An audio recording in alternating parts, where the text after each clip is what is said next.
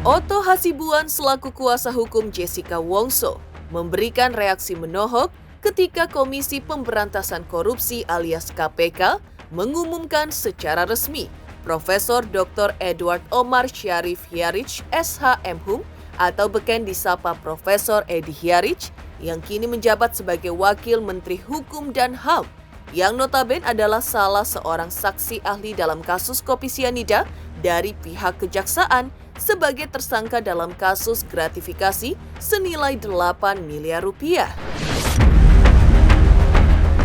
Reaksi yang menohok atas status tersangka terhadap Profesor Edi juga datang dari Roni Talapesi.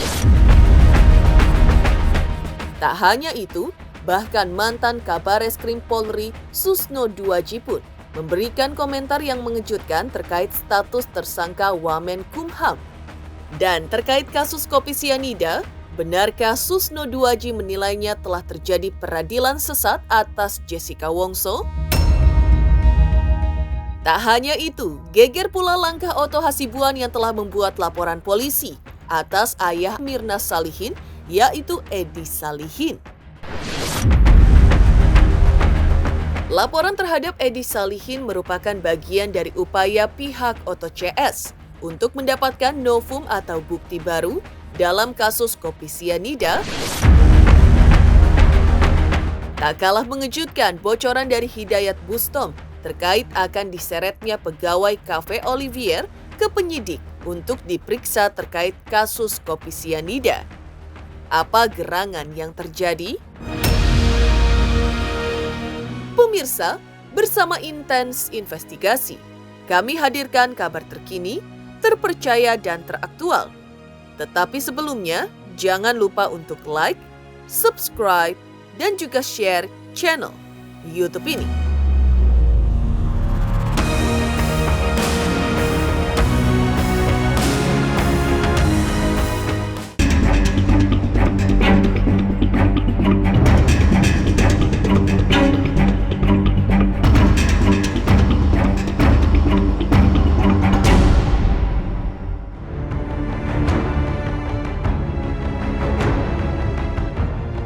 Di tengah gencarnya perjuangan Otto Hasibuan selaku kuasa hukum Jessica Wongso dalam kasus kopi sianida untuk menuju upaya hukum peninjauan kembali alias PK terhadap kliennya,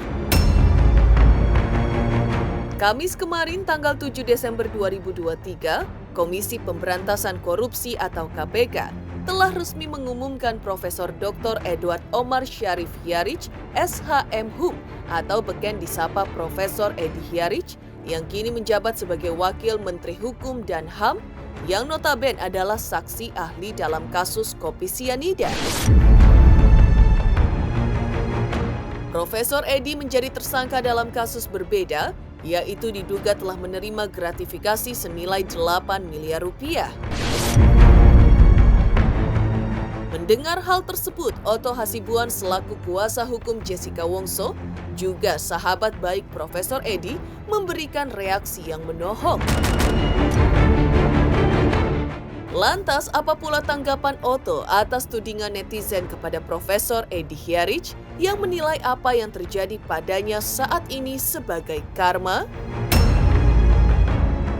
Benarkah Otto juga menyayangkan beberapa pernyataan Profesor Edi terkait kasus kopi sianida?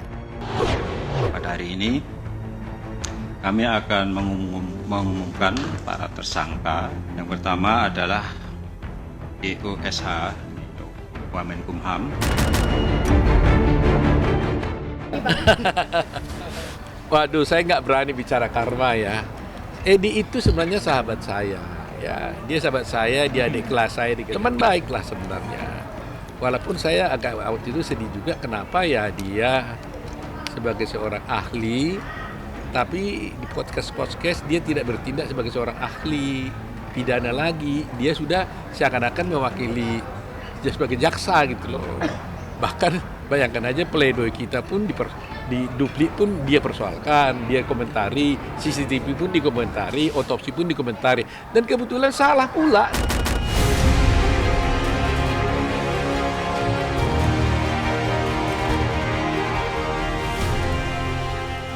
Seorang saksi ahli, saya juga kan berkali-kali menjadi ahli di Indonesia, di High Court Singapura, pengadilan Singapura juga saya ahli, ya di Singapore Arbitration, di arbitrasi internasional juga saya ahli. Tapi dalam kasus-kasus yang saya tangani, kami kan dilarang untuk mengatakan ini pembunuhnya, ini pelakunya. Emangnya kami hakim, ya kan? Kami nggak boleh sampai kepada saya punya keyakinan bahwa dia pelaku. Ya kalau bicara keyakinan nggak perlu ahli pidana. Ya semua orang kan punya keyakinan masing-masing, ya kan? Jadi nggak ada orang yang ahli yang menyampaikan pendapat berdasarkan keyakinan.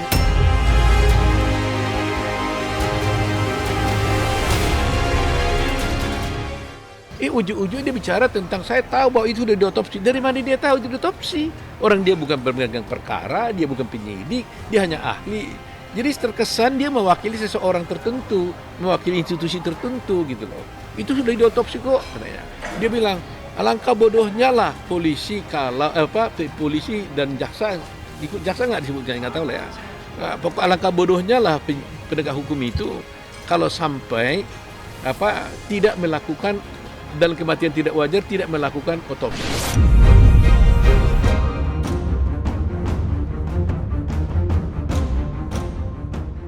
Menjadi tersangkanya Wamenkumham Profesor Dr. Edward Omar Syarif Hyaridj, SHM-Hum, atau beken disapa Profesor Edy Hyaridj oleh KPK dalam kasus gratifikasi dengan nilai uang diduga 8 miliar rupiah, rupanya juga mendapat tanggapan dari advokat Roni Talapesi.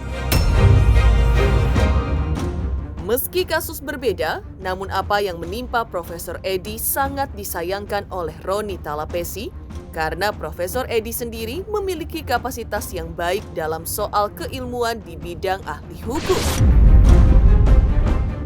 Apalagi Profesor Edy selaku penyelenggara negara di bidang hukum harusnya memberi contoh yang baik kepada masyarakat. Ini kan dua kasus yang berbeda ya.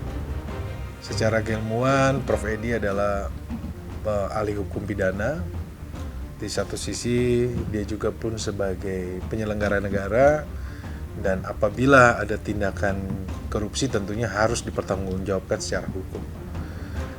Ya, satu sisi ya memang ketika beliau menjadi seorang ahli hukum, akademisi, tentunya keilmuannya diperhitungkan kan apa yang disampaikan. Tetapi ini kan berbeda banget dengan kehidupannya kan ketika menjadi penyelenggara, dan saya sangat disayangkan bahwa beliau juga pun tergoda dengan tindakan-tindakan yang menurut saya ini tindakan yang tidak baik gitu loh, dan ini oleh masyarakat tentunya tidak menjadi contoh yang baik apabila seorang penyelenggara negara, pejabat melakukan tindakan korupsi. Saya lihat bahwa pernyataan dari Prof. Edy ini kan bertentangan juga dengan fakta-fakta di persidangan kan. Kalau pendapat publiknya menyampaikan bahwa ini adalah karma, yaitu hak dari masyarakat luas tentunya kan. Tapi sekali lagi bahwa kita harus hormati proses hukum, kita harus melihat secara jernih bahwa kalau seandainya memang Jessica tidak bersalah, kita berharap bahwa dia mendapatkan keadilan. Kalau dari saya seperti itu.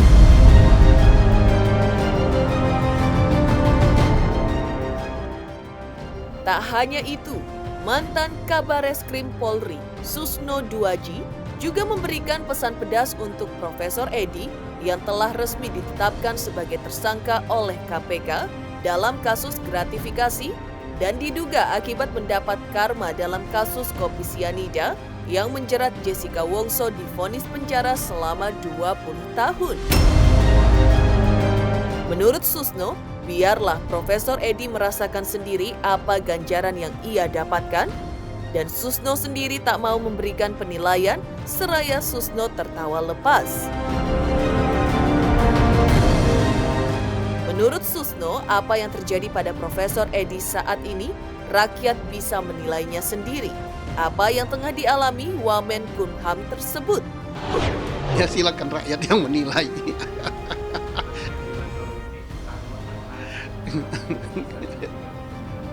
Ya rasakan sendiri oleh dia gitu kan. Saya nggak memberikan penilaian gitu, rakyat sudah menilai itu. Dan kita lihat tidak ada bantahan dari Mahkamah Agung, tidak ada bantahan dari Kejaksaan, tidak ada bantahan resmi dari penyidik gitu. Berarti apa yang di film itu dan apa yang ada di medsos itu mendekati benar, itulah yang kita pegang. Nah, kalau itu benar, maka peradilan terhadap Jessica ini saya katakan peradilan sesat. Kenapa peradilan sesat? Lah, terlalu benar menghukum seseorang dengan tidak ada alat bukti yang bersifatnya direct, menunjukkan. Contohnya apa? Kok hakim berani mengambil keyakinan bahwa Jessica lah pelakunya? Tetapi dari film itu yang kita tonton dan dari statement para pengacara, dari statement para keterangan ahli, kecuali tak ada yang menyatakan bahwa Jessica yang memasukkan racun itu. Tapi hanya berdasarkan bahwa Jessica duduk di meja, kemudian menutupi dengan tas, oh Jessica lah pelakunya. Ini terlalu sumir. Kalau sumir terlalu berani, besar loh dosanya. Lah, orang mati, lah bisa saja mati bukan karena racun. Dan saya jadi penyidik cukup lama ya, sampai jadi kabar reskrim. Kalau mau bunuh orang dengan cara meracun, tidak berhadapan-hadapan. Bodoh sekali, apalagi seorang Jessica yang sudah terdidik, sekolah di luar negeri. Saya mau bunuh, ya nggak mungkin lah saya meracun orang berhadapan-hadapan. Ya, kalau mau meracun ya saya kirimi makanan, alamat pengirim nggak jelas, ya baru. Oh tapi mungkin, oh Pak nanti di tubuhnya ditemukan sianida. Nah, sianidanya berapa banyak? Kemudian sianida sekian itu mematikan apa tidak? Kapan diotopsinya? Ya jadi tidak ada keterangan alat bukti langsung yang mengatakan Jessica adalah pelaku.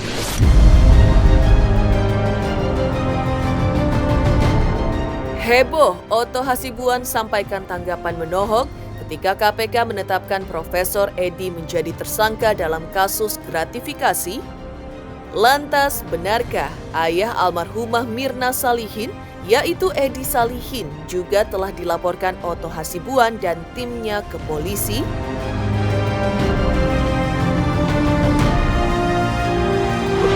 Halo guys, jangan lupa nonton Intense Investigasi sehari tayang 5 kali hanya di YouTube.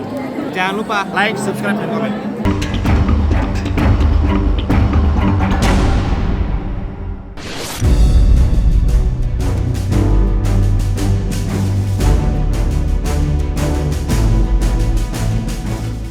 Tanggapan menohok Otto Hasibuan ketika KPK menetapkan secara resmi Profesor Dr. Edward Omar Syarif Hyaridz SH.M.Hum atau beken disapa Profesor Edi Hyaridz yang kini menjabat sebagai Wakil Menteri Hukum dan HAM menjadi tersangka.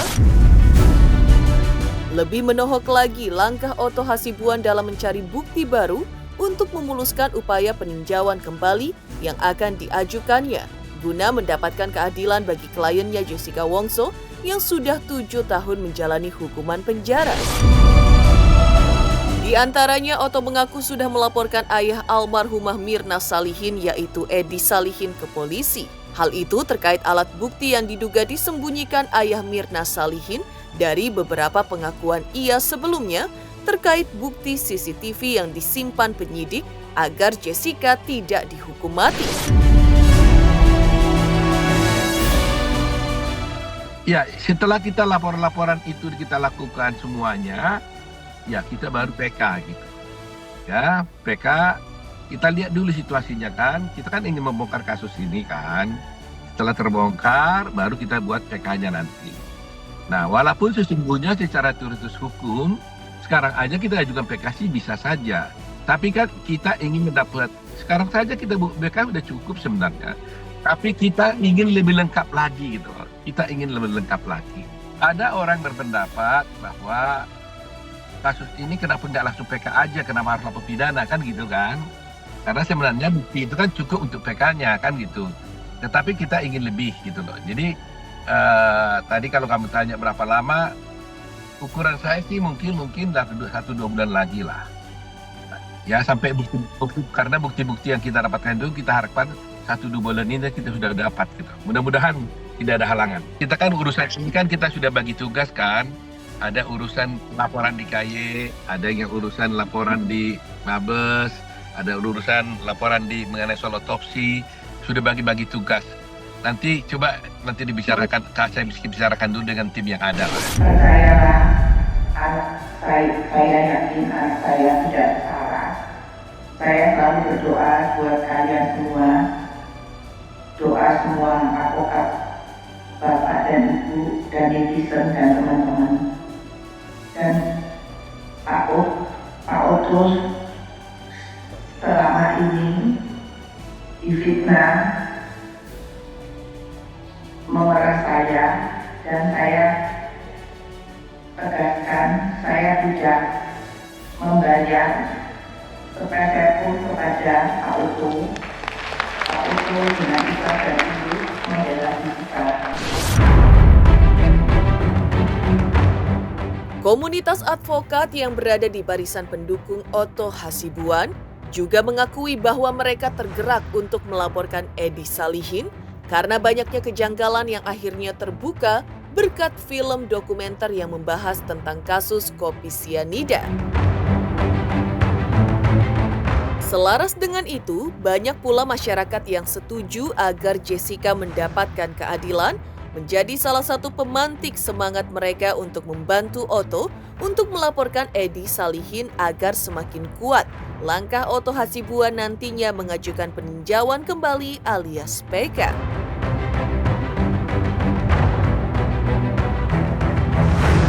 Terima kasih kepada dukungan netizen yang bergulung-gulung sampai hari ini. Saya dengar kalau like di medsos sudah sampai 8M ya. Artinya dukungan netizen itu juga menggugah semua kami yang berprofesi sebagai advokat terhadap sejumlah sajian yang hari ini ada di ruang publik, termasuk yang dicetuskan awal oleh film dokumenter. Ada kejanggalan itu kemudian dikomunikasikan ke komunitas-komunitas advokat. Itu kita yang melakukan kajian-kajian, dan kita sepakat ada hal-hal yang menjadi materi laporan. Kalau teman-teman tahu, sebenarnya kami tidak hanya melakukan Ayah Mirna, tapi minggu lalu kami sudah melakukan salah satu oknum hakim yang diduga melanggar etik karena melakukan komentar terhadap perkara yang sudah dia putus di luar sidang. Minggu depan kami masih akan melakukan laporan terhadap kejanggalan lain yang terjadi selama persidangan. Kalau pertanyaannya kenapa hari ini, ya mungkin ini waktu yang pas yang ditunjukkan Tuhan kepada kita untuk membuka peluang baru diadakannya penyelidikan. Kami diarahkan untuk bersurat langsung ke Pak Kapolri.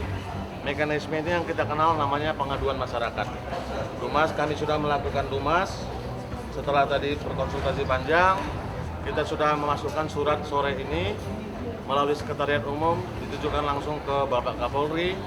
Pada pokoknya surat ini sama, menyampaikan hal yang sama, meminta agar dilakukan penyelidikan oleh Polri terhadap dugaan yang kami sebut itu pasal 221 ayat 1 angka 2 KUHP dan pasal 32 ayat 1 Undang-Undang ITE terhadap ayah dari saudara Gita Mirna.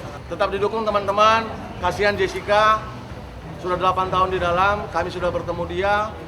Sampai pada titik terakhir kita minta dia mengaku, Pak Utu sudah mengatakan begitu, sebagai syarat untuk mengajukan gerasi supaya bebas, dia tetap nggak mau mengaku.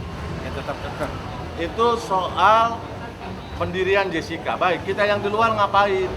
Ini yang bisa kita lakukan, gitu kira-kira Pak. Yang prihatin terhadap Jessica ini banyak sekali ya. Jadi advokat juga ribuan itu prihatin dan ikut membantu. Nah kemarin itu juga kalau kita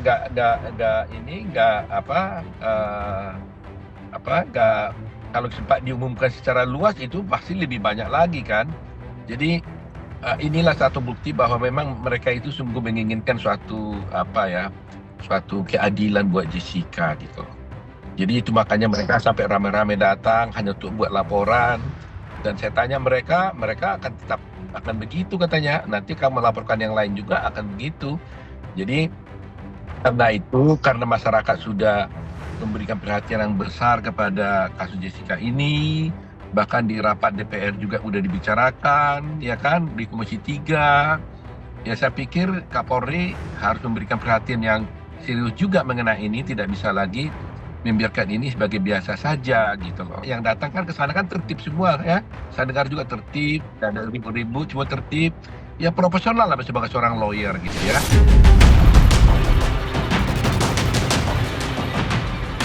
Geger, Otto Hasibuan sudah melaporkan ayah Mirna ke polisi sebagai bagian dari upaya mendapatkan bukti baru demi ajukan PK. Lantas benarkah pihak Otto juga akan seret pegawai Olivier Cafe untuk diperiksa kembali oleh penyidik?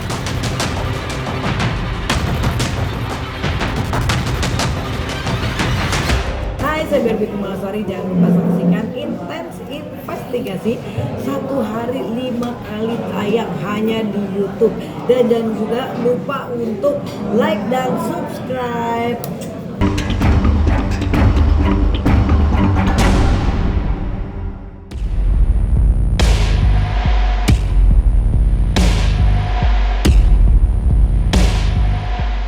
Geger, pihak Otto Hasibuan telah membuat laporan polisi atas ayah almarhumah Mirna Salihin, yaitu Edi Salihin, sebagai bagian dari upaya pihak Jessica Wongso untuk mengajukan peninjauan kembali. Tak kalah geger pula pernyataan Hidayat Bustom selaku tim kuasa hukum kubu Otto Hasibuan yang membocorkan bahwa pegawai Cafe Olivier juga akan diperiksa karena menjadi pihak yang memegang bukti kuat dalam kasus kopi sianida sebagai orang terakhir yang memegang gelas kopi, di mana pada akhirnya dituding sebagai penyebab tewasnya Mirna Salihin. Hal tersebut diungkap oleh Hidayat sebagai langkah konkret tim kuasa hukum pihak Jessica Wongso untuk menguatkan bukti-bukti di peninjauan kembali nantinya. Udah bilang rekayasa, bukan lagi dugaan, ya kan? Lihat nanti, kan kalau CCTV itu rekayasa ketahuan itu benar, ya kan? Atas diri siapa itu, ya kan? Nanti itu disebut nama-namanya. Ini kan baru, kalau menurut saya dugaan, tapi kalau ahli di kita forensik itu semua orang katakan ini rekayasa. Jessica sendiri tidak melakukan apa-apa, ya kan? Dan pertimbangan yang dipakai oleh hakim adalah CCTV, ya. Dan gelas dikuasain gelas dikuasain lama itu adalah yang barista, ya, yang mengantar, ya, karena ada pasal 242 memberikan keterangan palsu dalam persidangan. Apakah pegawai Olivier itu juga memberikan keterangan palsu? Kita belum tahu. Tapi nanti kita akan kaji, ya kan? Dikarenakan apa? Saya bilang, Jessica tidak ada pada saat dia melihat yang tidak ada yang melihat. Dia semua pegawai Olivier, ya, tidak ada yang melihat Jessica menggunakan racun. Itu yang pertama, ya kan? Dan dia menjelaskan semua apa yang penyampaian dalam persidangan, ya kan? Dia tidak tahu mana. Jadi artinya ada kemungkinan pemeriksaan nanti akan berjalan, ya, penyidikan akan dipanggil pegawai Olivier itu, ya kan, diminta keterangan sebagaimana. Apakah dia melakukan satu memberikan keterangan palsu atau tidak, kita belum tahu.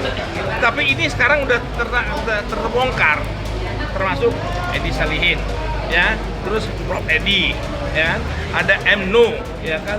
Nah itu kan semuanya kan terkait, ya kan, berurutan. Artinya berurutan. Apakah di pegawai Olivier juga seperti itu? Nah, itu biar nanti penyidik yang memeriksanya. Demikian pemirsa kabar terkini, terpercaya dan teraktual yang kami hadirkan hari ini.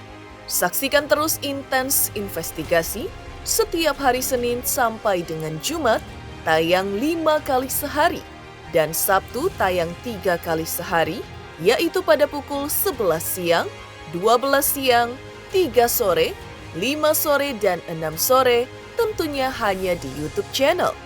Dan pastikan jangan lupa untuk like, subscribe, share, dan juga komen channel Intens Investigasi.